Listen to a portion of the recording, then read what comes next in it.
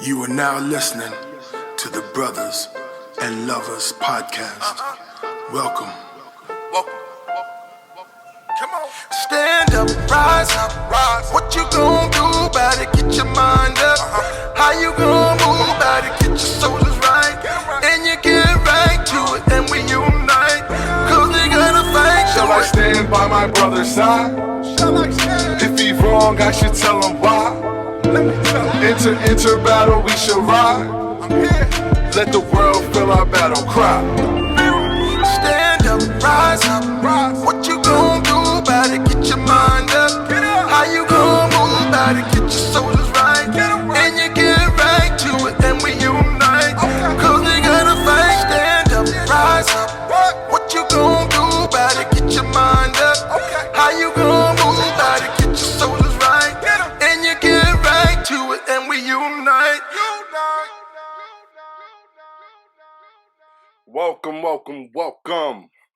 Welcome, gentlemen.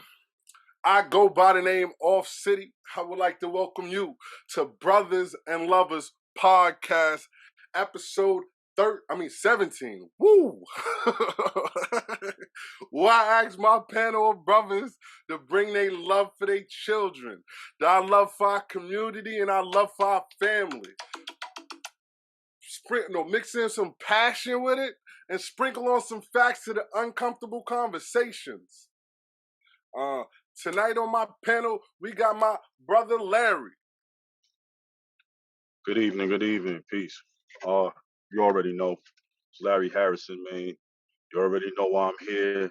I'm blessed to see another one, be on this panel with my brothers, but we doing it for the culture, we doing it for our people, young, old, and everything in between. King Noah, Elijah, I love you. It's for you. Yes. And we also got my brother Ron.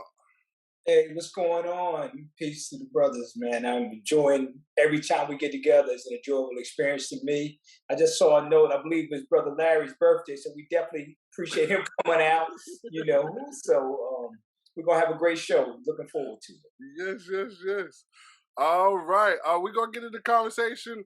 Harv should be coming in soon. He has an issue getting on, but we're gonna work with that.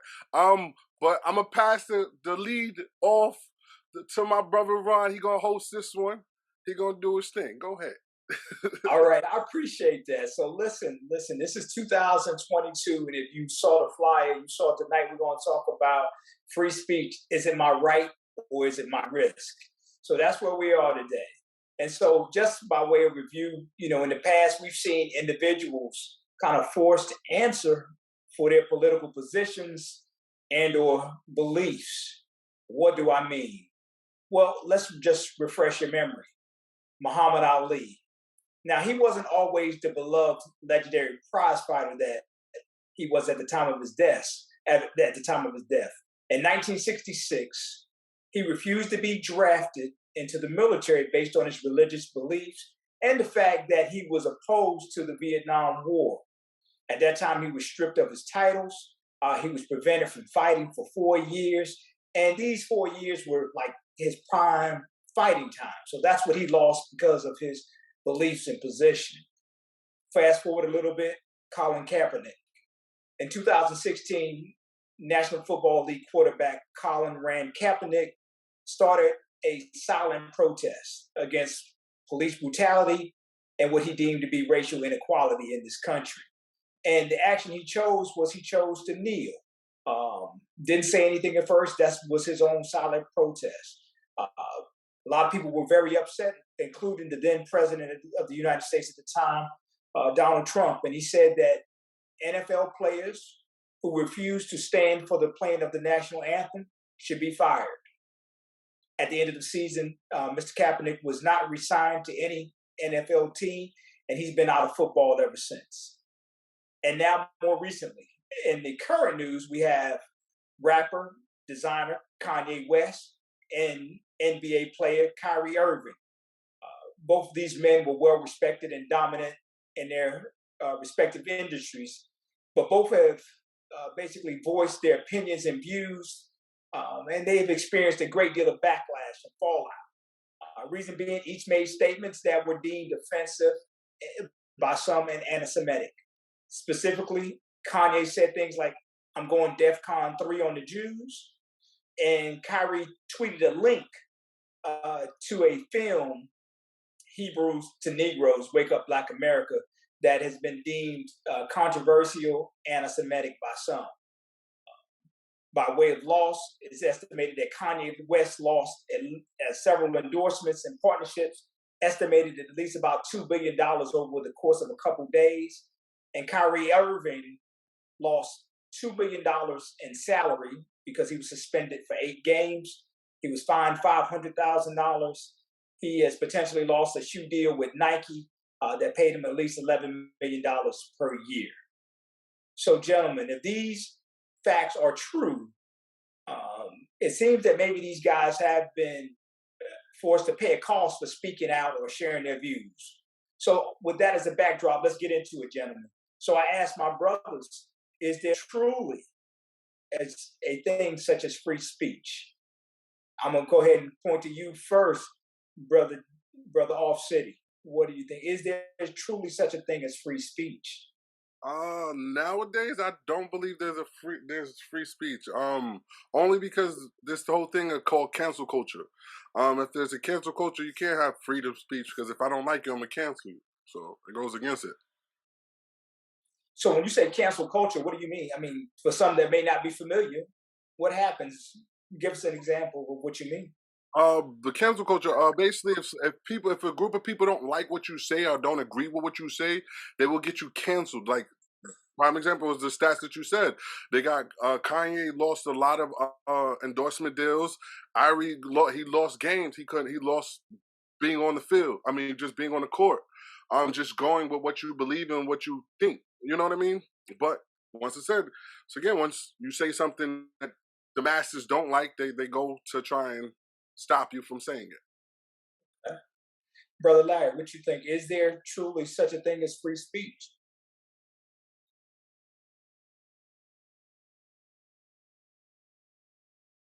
Brother Larry, you might be muted. Yeah, I got you. I got you. I'm gonna say I do believe that there is such a thing as free speech. Here's the catch-22 though. The caveat to that is there's free speech and there is costly consequences. So one would argue that if there's a consequence to me saying what I freely should be able to say, then is it free? So when I think about the country that we live in and we think about freedom, right? The thing that we connect to freedom is imprisonment. So that's where the lines are blurred. You can say what you want to say because you're not going to get locked up. You can go out, you can go and say what you want to say. Because when we think about free, especially in our community, the opposite of free is jail. So you can say what you want and you're not going to jail for it. Where they've blurred the lines, and I say they, meaning the powers that be, those who can cancel you, those who can, like the cancel culture that Off City referred to, those people who have the power to remove you from your pinnacle, remove you from that high stature that you might sit at, the Kyrie Irvings of the world, in terms of his basketball stature and his ability, his talent, his accolades. And the same can be said for Kanye. What he's done musically, he's still considered a musical genius by many, even after what it is that he's come out and being accused of doing, or being anti-Semitic in Kyrie's case. I think because they're not being imprisoned, they're free. Their speech is free. But what they don't talk about is what they can do. They can imprison your money. They can imprison your clout, your character. They can put in prison who you really are versus who they're making you out to be. So is the freedom of speech free? Yes. Is your ability to live life as you want after speaking to something that the masses don't agree with, is that free? No. And with that, I yield. Thank you. So, so basically what we're talking about is you have the freedom oftentimes to say things, but as Brother All City said, the cost may be cancel culture type remedy, or as you just indicated, it may or may not lead to jail time or imprisonment, but they can put a clamp on your income. So let's if that's what's happening, let me ask you guys this question: Where did this idea of free speech come from? Because if we're saying it may not really be free, where does that notion come from? Anybody got any ideas? Either one of you want to jump in? I jump in for this. It came with the amendments. Like everybody should be able to say what you want, and you know what I mean. Feel how you want to feel, and express it as long as it's not offending any. Well, I want to say offending. It's not hindering on somebody else's life, if it makes sense. You know, but it's just over time. It's becoming a like, you know what I mean, a movement. Like, hey, nah, I don't like that. I gotta cut that out. Like, you know what I mean, like, you know. Right. I agree with you. Yeah, I definitely agree with what you're saying. It definitely came from somewhere, and you're talking about from the Constitution, and we'll touch on that. I'll give Larry an opportunity to respond and see if he agrees, but then I'll tell you what I think on it. I personally think, and this is just my opinion, it's not doctrinated anywhere. I personally think that at some point, when the degree of separation between blacks and whites, when they came to terms with the fact that we would eventually have to live in harmony with one another, when the marches start including more than just black faces, when the marches included all faces to support right and wrong, at some point you have to acknowledge the fact that although there is a color barrier, although there is a color discrepancy, you're going to have to give everyone the same rights. Here's the thing with that though. You paint it blue with a red hue. And what I mean by that is that you say we're all equal, we all have the same rights, because you never really anticipated. It was never really anticipated that we would rise above to be anything more than what we were. So now we become more educated. And I know Black Wall Street was there and all of that. I get all of that, that at one point we were established and we were thriving. However, look what happened. So every time we get but so high, there's something that's got to bring us down. So now you've already seen what we're capable of. And I say we, meaning the black human being, the brown-skinned human being. When you look at that, you have to know that there's always fine print. Think about when you listen to a commercial. They give you all the bold print when they tell you how great a product is. Even like medication, they tell you how great it is. It's going to heal you. It's going to remove your sickness. And then you get the fast talk fine print at the end of the commercial with all the side effects and all of that. That's what our rights look like. This is what it looks like bold. Yes, you can say what you want to say because everybody else can. And then you get to the fine print. But you better watch it. You better be careful, because what's good for you ain't good for them, and what's good for them, don't you think applies to you, but you don't know that until you cross the line. That's where the lines are blurred for us as Black Americans. We don't know. We know where those lines are, but they're not painted vividly for us to know where those lines are. You gotta cross it first, and then boom, there it is. And with that, I yield.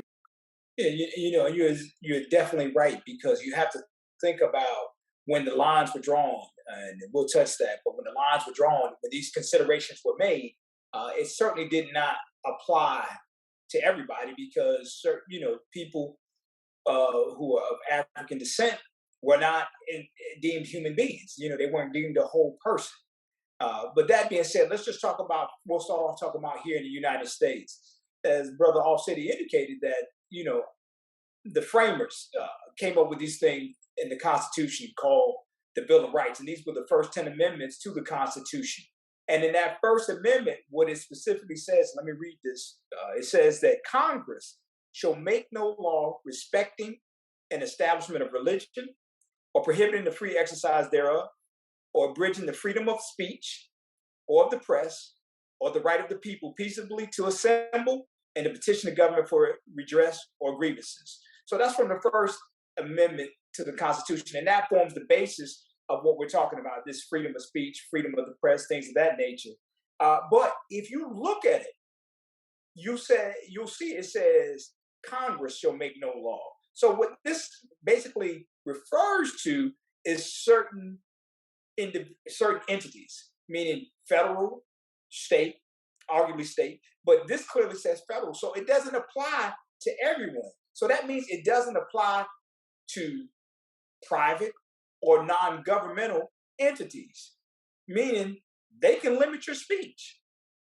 So you have the right maybe to say certain things, but there can be a costly penalty. So that's why when we see these individuals who've made statements, it's not the government or a state that has said, we're going to punish you for expressing your opinions or your beliefs, but we see private entities. We see non-government entities saying, no, we're not going to allow that to happen.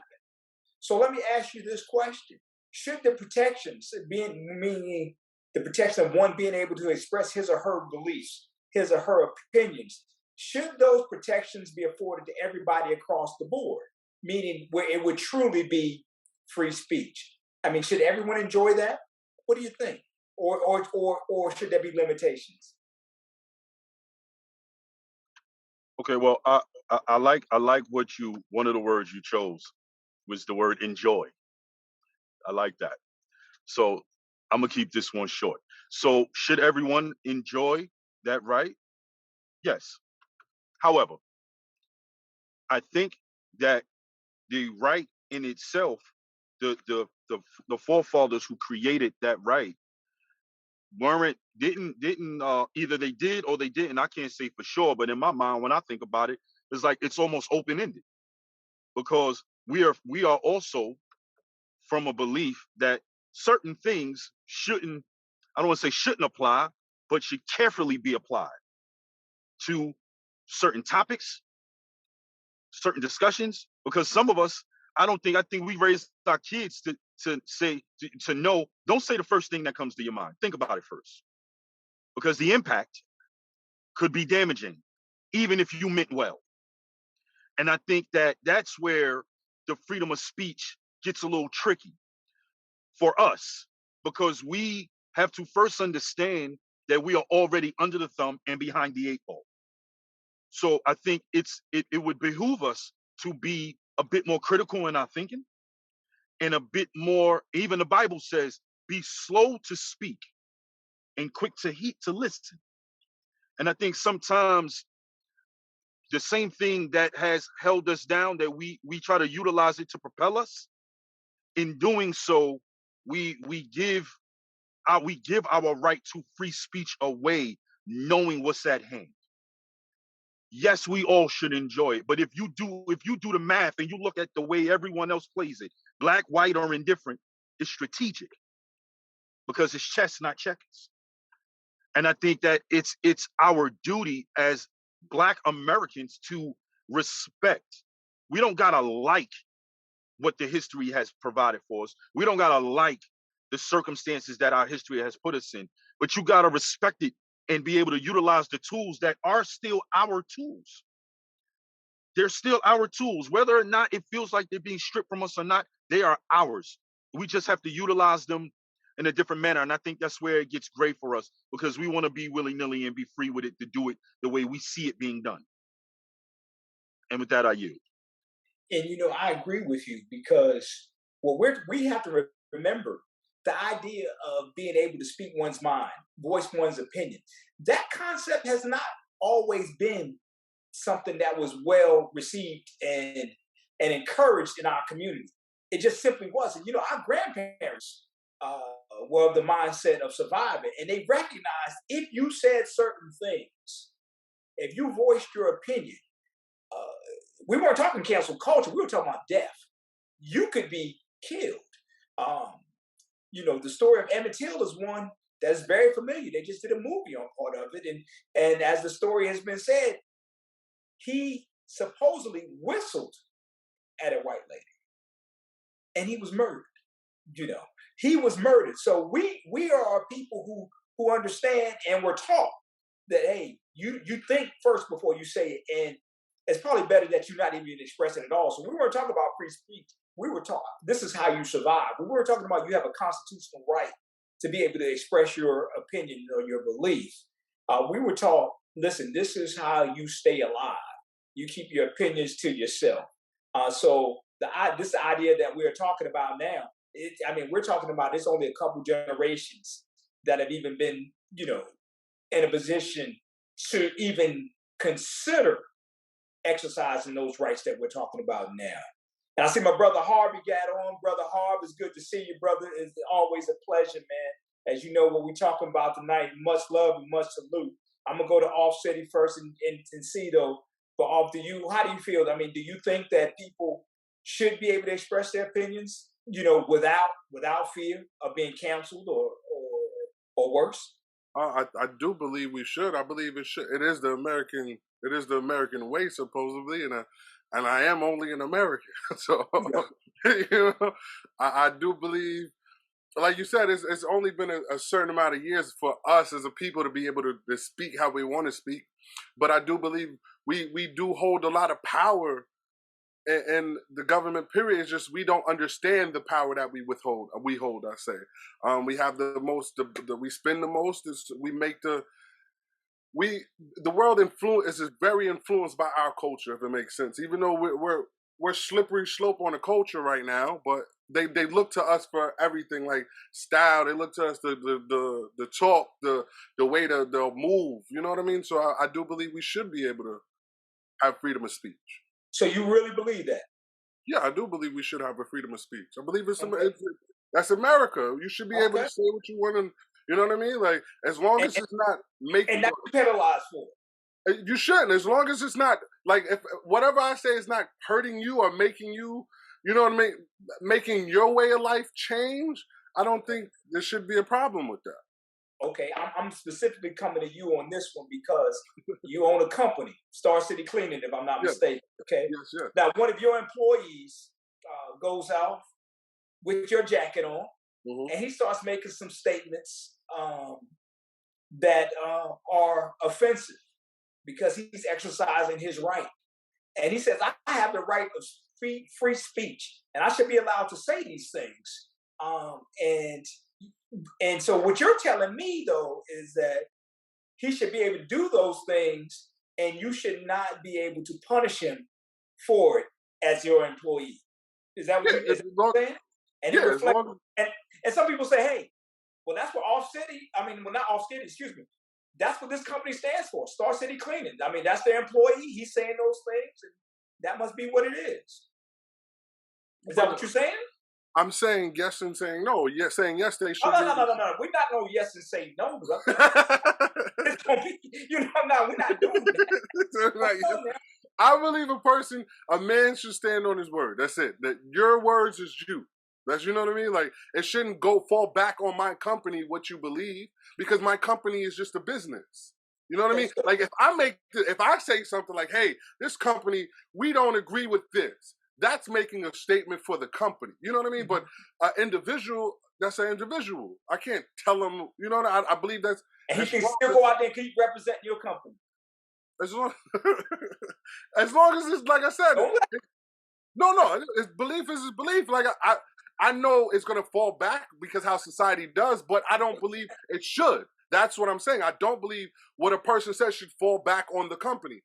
Prime example, let's go to Kyrie. I don't believe that should have fell back on the Knicks. On the Mets. You know what I mean? Like, that shouldn't have. His beliefs is his beliefs. And he stand on when it started, he stood on what he stood on. You know what I mean? Okay. All right. I see you, Brother Larry. Go ahead. Then we're going to get you, Brother Harvey. So I just want to speak to what you said, Off City. So I agree with you partially. Like I said in my first statement, I believe everybody should have the ability to free speech. However, when you say, as long as it's not hurting anyone, I think we all can make a statement. We can all go back and think in our minds to how often our parents reminded us that words stick and words hurt. So I know and we speak from a spiritual aspect more often than not on this platform. That even our words tell us that the power lies in your tongue, and that you should watch what you say, because the power of life and death lies in your mouth. The tongue cuts like a two-edged sword, separating marrow from bone. You understand? So now, when we speak to that, you have to understand that whether you take it literally or figuratively, life and death. Think about cyberbullying, to where a child is reading something, and in the text decides that life is no longer worth living because someone irrational in their speech said something without thinking about it. And whether it was with intent, without, indirectly or direct, inadvertently or malicious or not, the effect, the impact is still the same. So although we have the right to free speech, I do believe with that right, with all rights, comes a responsibility. And when you are Black American in America, you have a responsibility to what you choose, not what you choose to say, but how you choose to deliver it. It matters. Why? Because we are under the thumb for enough. The last thing I want to do is be given one of the greatest rights in the world, whether it be deemed from man or from God, and then not utilize it to its full effect and have what I'm saying be misconstrued. And now I'm being penalized because I didn't take the time to get that message across clearly. Now, with that being said, and I'm gonna keep this short, I'm gonna cut this off here. With that being said, it doesn't mean that I can guarantee that everyone's gonna receive what I'm saying the way I choose for them to receive it. But it doesn't remove my responsibility in doing my due diligence to make sure that what I'm trying to get across, you understand where I'm coming from. You don't gotta respect it. Let me take that back. You don't gotta like it. You don't gotta agree with it. But my job is to give you every reason to respect it. And with that, I yield. No doubt. Brother Hard, I see you. Yes, brother. Well, it's interesting because like Off City, I have my company, and so one of the things that I find it very important. I find it important that I choose people to work with me that kind of represents the mindset of my not just company but of me, my core values, whatever my company's core values are, and so therefore I try to what's the word I'm looking for? I try to vet people and work with people who closely represent those core values. Why?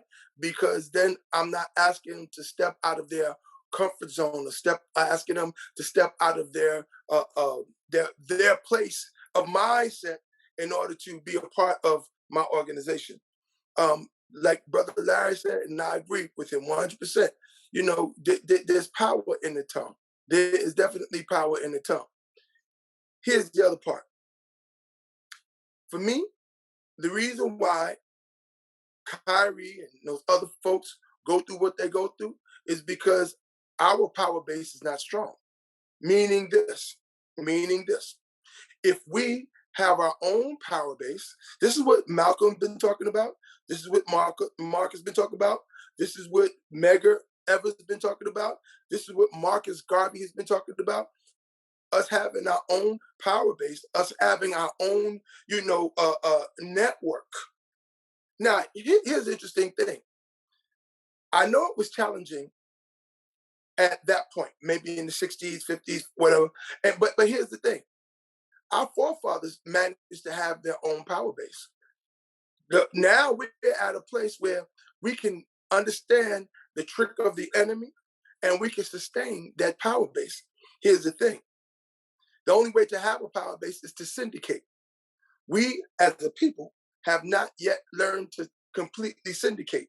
Not to say that we're not doing it, but I just want to. I just came back. I was out with my daughter, my goddaughter, and we went to see Wakanda. Wakanda forever. Wakanda forever. Anyway, but anyway, we went to see Wakanda. But the point that I'm making is this: as a people, and I know it wasn't just us, but worldwide, that movie made $600 million.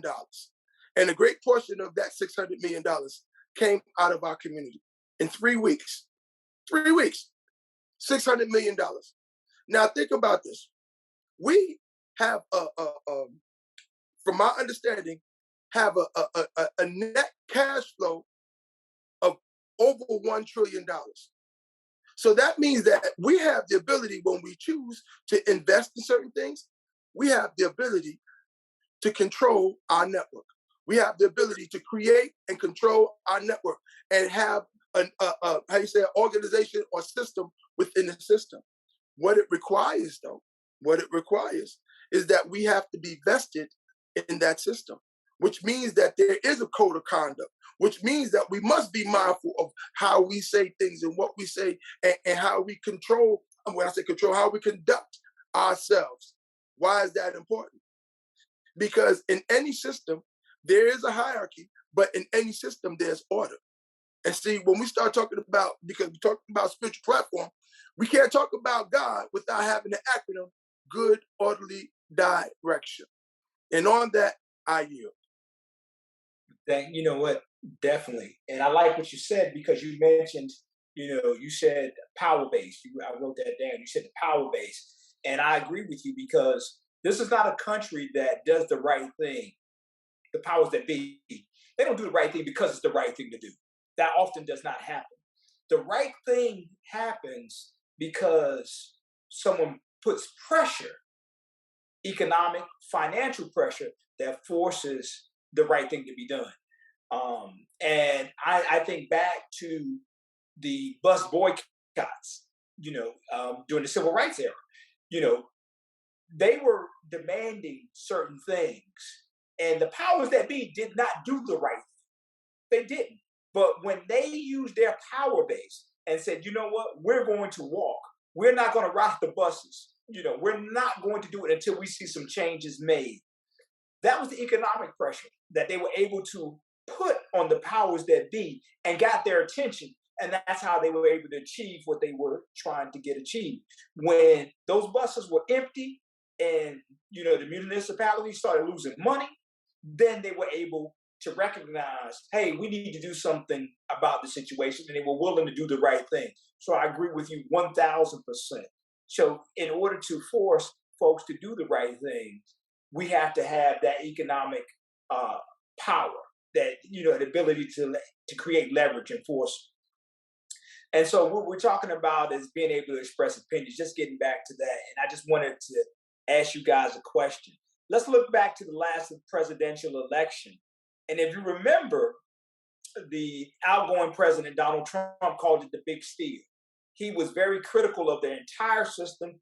He said that the White House was being stolen from him, and that was his opinion. And then, so my question to you is, should he have been allowed to express that opinion legally? What do you think? I like to answer that. You want to go Larry? Oh, yeah. Okay. All right. So thank you. All right. So here's the interesting thing about that.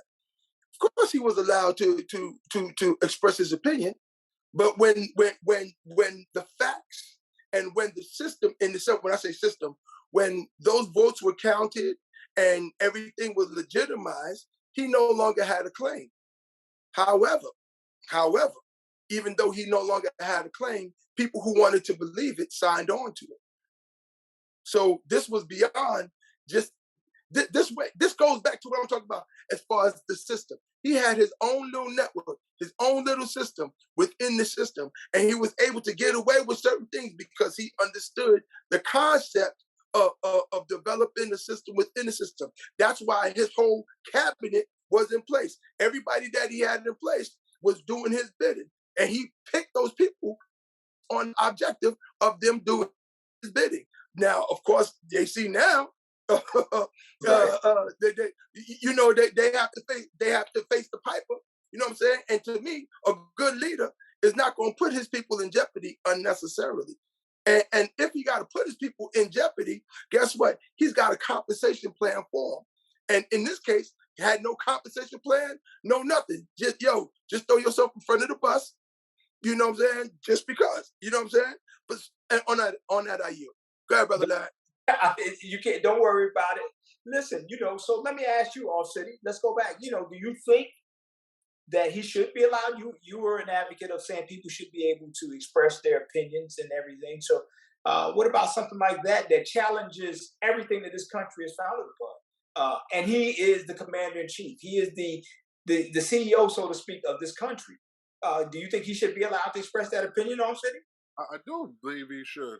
And like Brother Hart said, once the facts come into play, you know what I mean? Like once you bring the facts into play, everything should be smoothed out. Then okay, nah, but that's the situation. Nobody really wanted to put facts in the situation or bring up anything. You know what I mean? Everybody just, hey, you can't say that. I believe he should have said. He should say what he wants. I believe that's the reason why he became the president. All honesty is because he was talking. He was like the spokesperson for this generation. Hey, I'm gonna say what I feel. I don't care how you take it. Like, you know what I mean? Like, that's what I do agree with him saying what he wanted to do. I think you're right. I mean, I think that was a large part of his appeal to a lot of people. He was willing to say things that, quite honestly, folks said you can't say and be deemed a candidate. You can't say things like, "Oh, she's ugly," or make fun of people who are handicapped. He did everything that the establishment said you cannot do. He did, and I think that spoke to a lot of people. But let me come to brother Larry. So let me take it one step further. What he did, though, he clearly expressed that opinion, but then January 6th happened, where he started, arguably telling people, "Look, we need to take back what's ours, and we've got to prevent the big steal from happening." And folks went to the Capitol.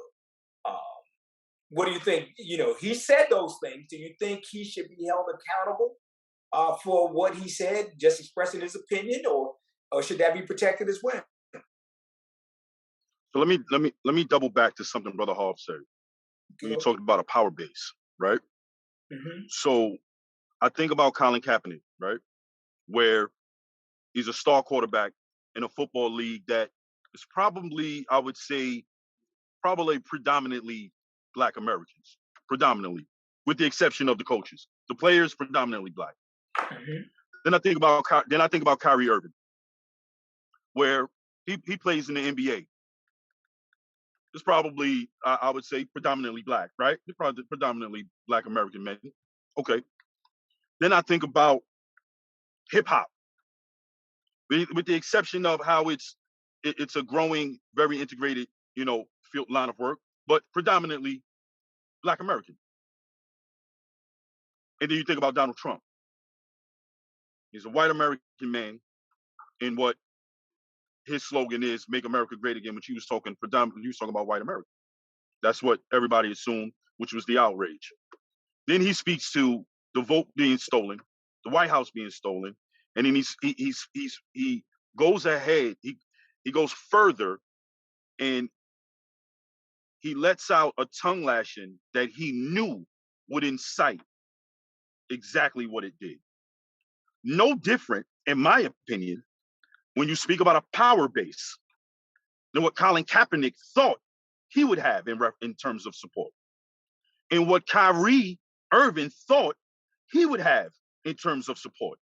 And I would go as far to say, even as what they're trying to classify Kanye as being banana crazy, and what he might have assumed he would have support as a power base, considering that they are the majority in their industry. And outside of what we hear, that conversation probably goes something to what they all acted out, was being talked about behind the scenes amongst them all.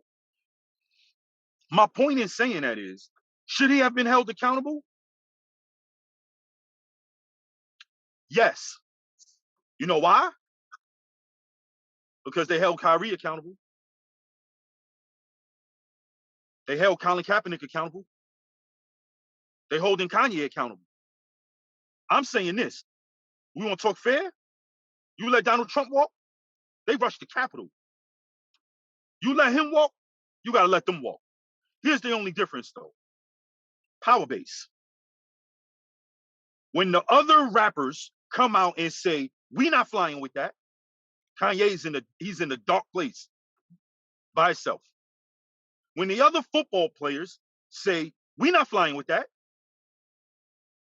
you're in a very dark place by yourself.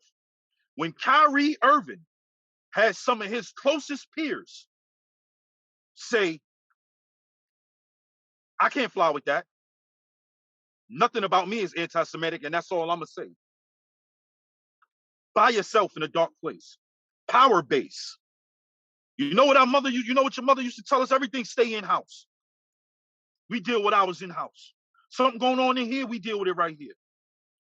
Somewhere in there, with those three gentlemen that we talked about, somewhere in there, the power of the dollar became more important than the power of fellowship, commitment, and power base. Because if they disagreed with what he was saying on camera, you agree. You know why? Because what you don't understand and what you need to understand, especially as rich black men in any part of the world, whatever they do to one, whatever you allow to be done to your brother, only puts you next in line. Ron, you know this from a law standpoint. Cops love the guys who snitch when they believe that because they told they in a better situation. But you're not. They hate the snitch. They just love the fact that you'll do it. But you're not going to get treated better. It doesn't exempt you. You don't get to commit a crime after you tell on somebody else that think you're getting off. It's the same situation. Because nobody backed Kyrie. Because nobody backed Colin Kaepernick. Because nobody will back Kanye. His power base, which is us. We all in the tabloids calling it, I can't believe you did that. I can't believe he did that. He has no support. Somebody in our culture understood what they were trying to do. And it only would have took one person to be like, yo, whoa, I know he went about it crazy, but I know what he's saying. I get it. Because Donald Trump didn't have nobody come out and say that they agreed. He had them come out and act. Nobody needed to say something. He voiced for the people. And then they responded in action. Them three gentlemen that we've been talking about all night hasn't had one person come out and stand with it when it was really going on. After you can't help me after I'm already getting beat up. The jumping is already taking place. And with that, I yield. All right. I see you, Brother Harvey. You got something, brother? I see your hand. Yes, sir. Now, when we start talking about power base, I got to say the power base is different. See, understand something. You don't have a power base not unless we're the ones that's signing the checks, not unless we're the ones that's dictating the laws, not we're the ones that's making the laws. We have the judges in place. We have the power. That's power base. Right. You understand? When we control the finances, when we control the politics, when we control, the narrative, that's power base. See, the issue with the situation with the Kyrie, and the reason why them brothers can't speak out, because somebody else is signing their checks. You understand what I'm saying? And so therefore, with them brothers got to say, damn, you know what? Wait, here's the thing.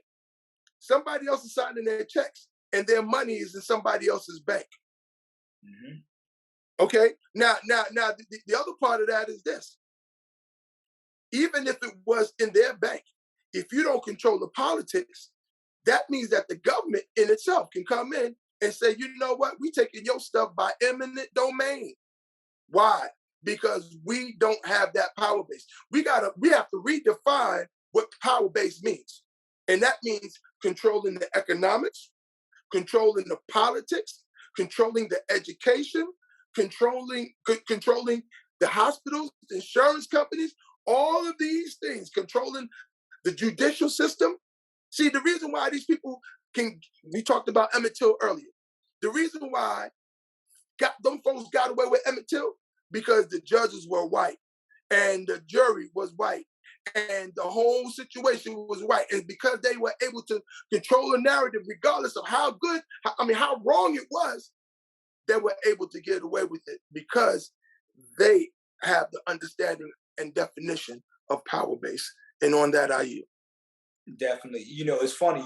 That's exactly what I was thinking, because I agree with what Brother Larry said as well, though, because it does make a difference if you have these other people banding together. But to truly effectuate change, you have to have financial pressure. Now, these guys are wealthy. They're rich. But let's talk about those three groups. You mentioned the NBA, the NFL, and hip hop. Those are the three groups we talked about.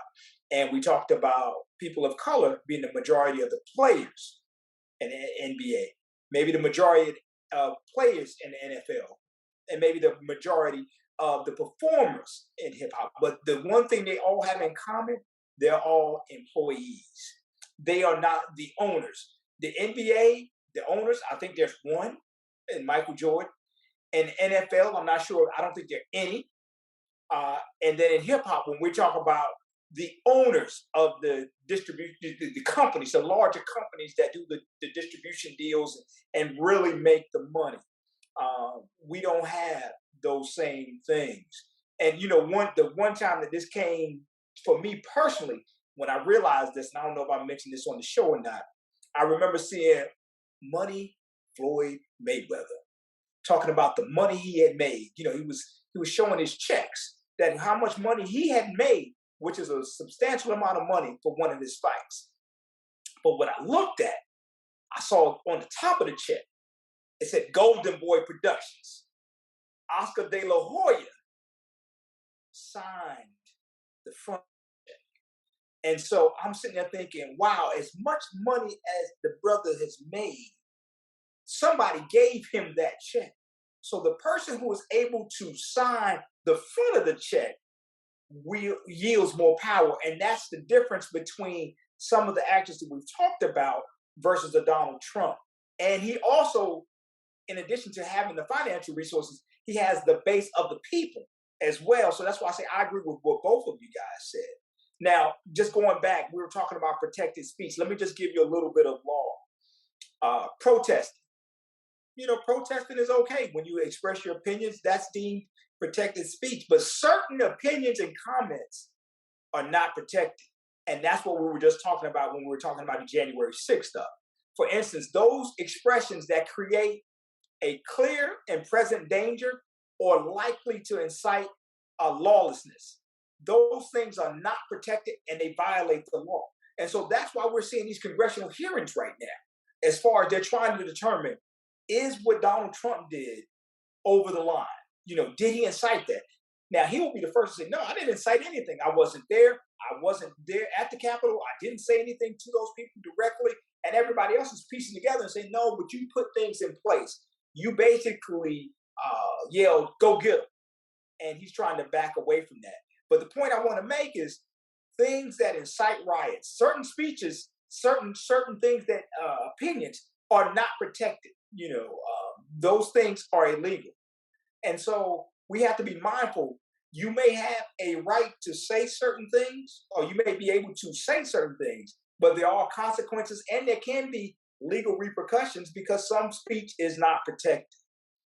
And so what we've been talking about is, for the most part, the privileges that some people enjoy in this country. Let me ask you something, gentlemen. Do you believe that this is a worldwide belief, a fundamental right? And I'm going to start with Off City. He's been kind of quiet. So Off City, do you believe the things that we've been talking about tonight, do you believe that that's something shared throughout the world, or is that a U.S. concept? I think it's a U.S. concept. It's a lot of other places that the citizens can't say anything.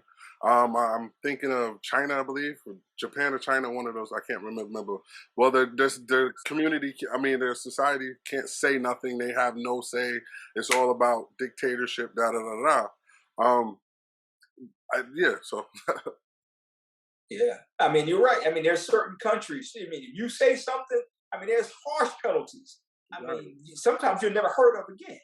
So I agree. There are some countries that do allow for the expression of ideas and opinions, but there are certain countries, North Korea, Cuba, Syria. You say certain things, particularly being critical of the government, you could be killed.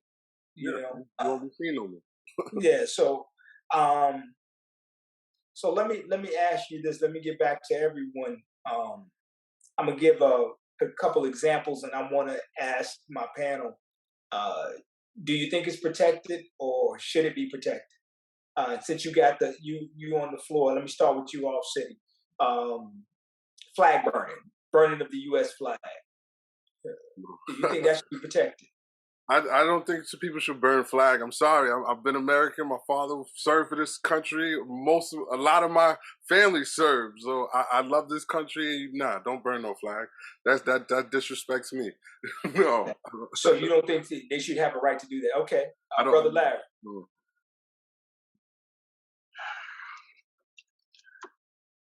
I'm gonna have to agree with Off City.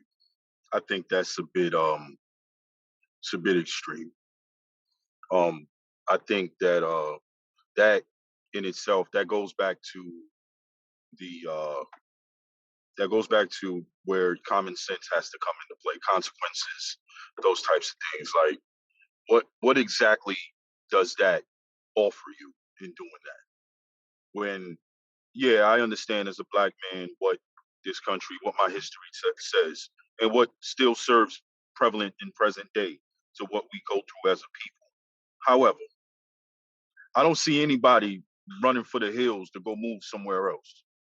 It ain't like there are many options for where the opportunity that you're provided here. Like, let's not be crazy. And I'm not saying it doesn't exist. Maybe I'm a bit ignorant or naive to what exists outside of the United States, and that could be true. But from where I sit, United States of America is it might not be as great as we want it to be, but it sure isn't as bad as it could be.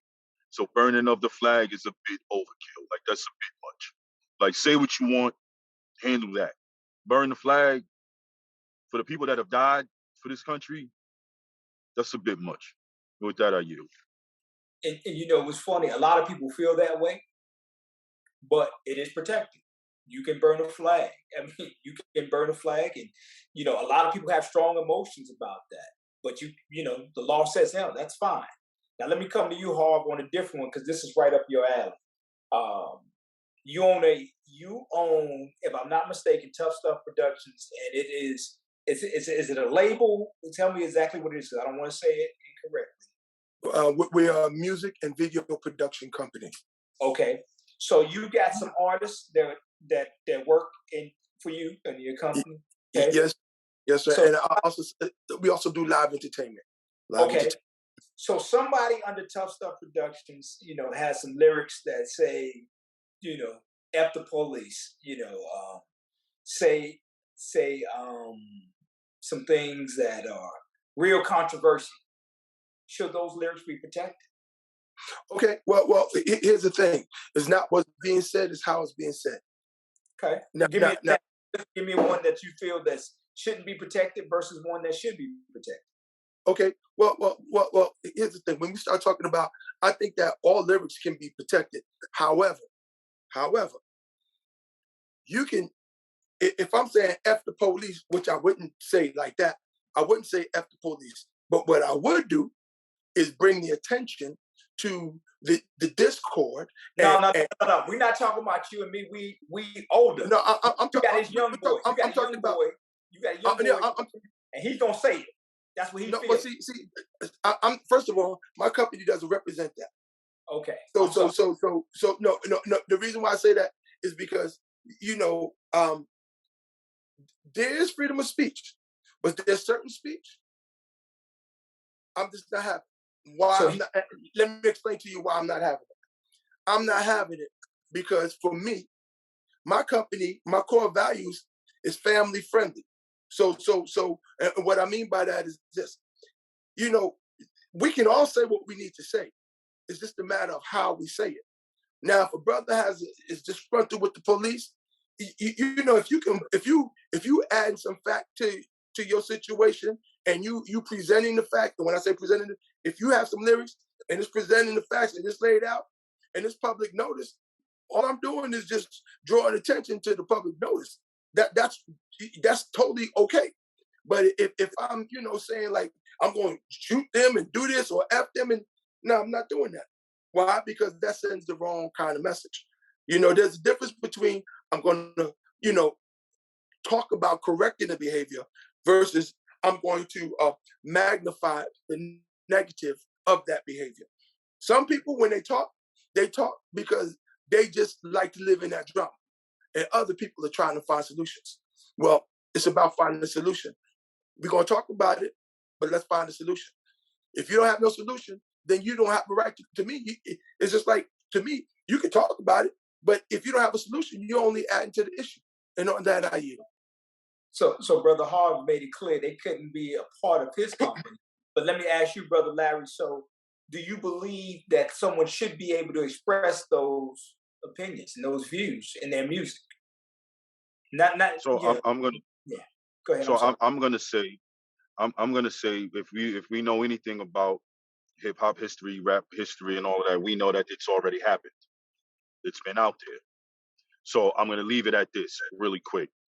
I do not believe that you should be able to speak in a way that's going to incite violence, social disruption, bodily harm to anyone. And if you have a responsibility, like everybody don't get this platform. We can't come on here and just go literal crazy. Like we can't just start talking verbiage that we know is offensive, hurtful. Like to Brother Hoff's point, what is the point? What is your point? What's the ultimate goal? If shouldn't we be utilizing our voice if it's the most powerful tool that we've been offered from God to speak love, peace, to bringing things together, building. If we're going to use our voice to tear it down, then there should be no protection for that. The people who need protection from a person who speaks to tear down are the people who are getting torn down. Don't protect the person who's purposely trying to tear me down with improper verbiage. There's nothing there. It's empty. I know the goal. Like, I know the goal. And I guess, and I'm gonna leave it here. I guess that's where the lines get blurred when you see what's going on with Kanye, when you see what's going on with Kyrie, when you see what happened with Colin. The lines were blurred because although we might have understood the point, it's not about whether or not we understand. And it just goes back to the point that you made, Brother Harv, with that I understand what you meant with the power base.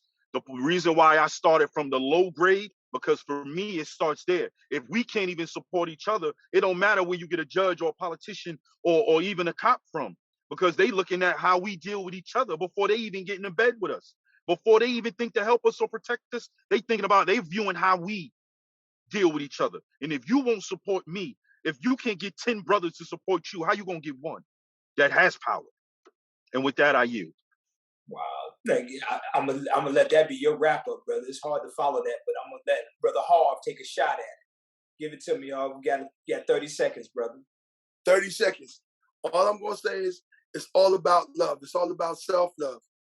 And when it comes down to it, at the end of the day, if we are not lifting each other up, then that means either we're staying stagnant, which is still tearing each other down, or we're tearing each other down.